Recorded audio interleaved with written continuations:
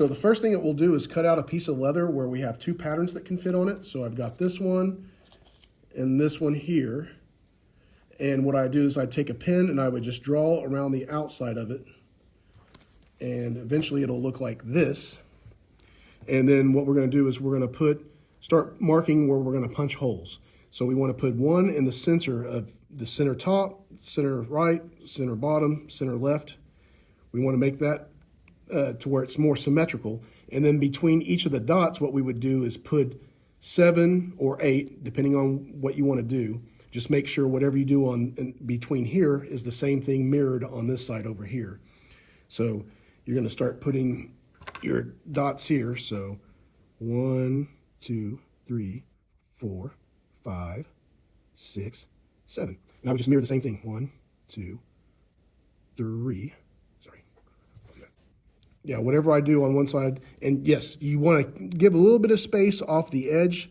That way, whenever you start punching your holes, you don't, if I punch my hole too close to here, it's going to tear whenever I cut it out. So I want to make sure that my hole is punched a little bit off of, not so close to the edge. Give yourself a little bit of space. What if a student sees this and they say, oh, but it's got all these markings. Isn't that going to show?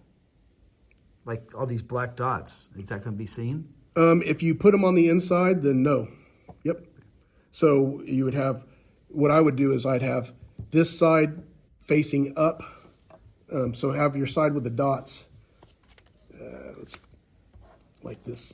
How they kind of have both dots. You want the dotted side, the ink side, to show up. That way, whenever you sew it together, it'll be on the inside. We're going to go through the middle top one here, through the middle side one there, and I'm going to pull it almost all the way through. I'm going to leave a little bit of a tail, and I'm going to go right back through those same holes again. There's one, there's the other, and this time I'm going to pull it tight and make sure it's nice and snug. And now I've got a little bit of a tail that I can tie it off to whenever I finish. And then the next thing I'm going to do is just start working my way, hole to the right, run it through. You're going through both of them, you said, right?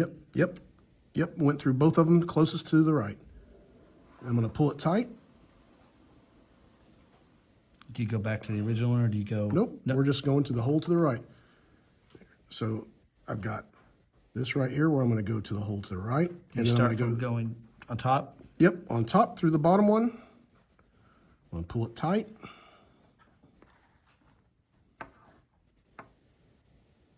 And sometimes it gets cinched in there, and you just got to loosen it up and pull it back tight again to where we're here. So, sorry about that. All right. See how it's kind of coming together as we're told to the right. Didn't you say you put like a tape ball in here? Yes. Yeah, you'll put a rock in there. I don't know if there's a hole there.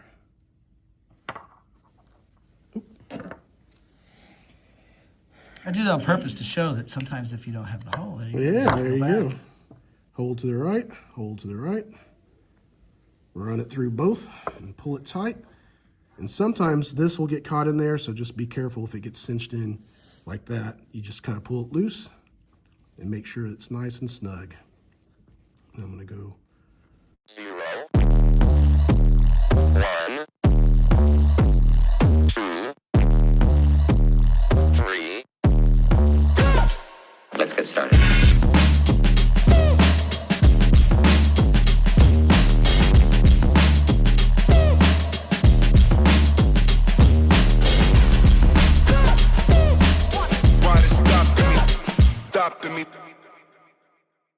Take a stone, you'll wrap it in leather and try and make it into a ball the best you can. Which we use the leather, the extra pieces. That's right, correct, because we want to make the most of what we got. And then you'll take tape and wrap it around the outside of this to come up with a ball like this. The reason why we have the stone in there is because it gives the ball a little bit of weight and it'll carry farther whenever we throw it. If it's too light, it won't go in the wind, so we need a little bit of weight. So we stuff this into our stick ball. And then there's still lots of extra room, it looks like, to where we can get scraps and start stuffing it to the best of our ability before we finish it up, before we tie it up. So we would take whatever scraps that we can, and if you need to cut them into smaller pieces to fit them in there the best you can, then that's fine too. But another reason why we wrap the rock and put leather in there is for padding. We don't want, if the ball flies free and hits somebody in the head, it's at least padded. What if one didn't have any extra pieces of leather? I guess we could use yarn. Yarn. Maybe? Okay, so eventually it's going to start filling up. Pull this tight so we can kind of, feel how much more we need to put in there before we finish the ball. It looks like that's getting pretty close to being complete. Grab this, because I think we can fit just a little bit more in there. The other piece. And then what you would do is you just continue on sewing with one to the other, run it through. Oops, came loose. We're going to pull it tight. Did this need to be probably tighter? Yes. Honestly? Okay. Yes, it did. Yeah. All right. That's okay. First times. Yeah. That one, that's what they kind of look like if you pull it. So this is the desired look. It is. Okay. Yes. Beginner. Okay. That's all right. All right. And what you do is kind of like casting, almost fishing. You got to separate your hands, and whenever you're throwing it. So we've got the sticks here, and we've got the ball trapped, and it's almost like fishing, like casting. I've got my sticks together, and then whenever I want to throw it forward, I just open it up and release it.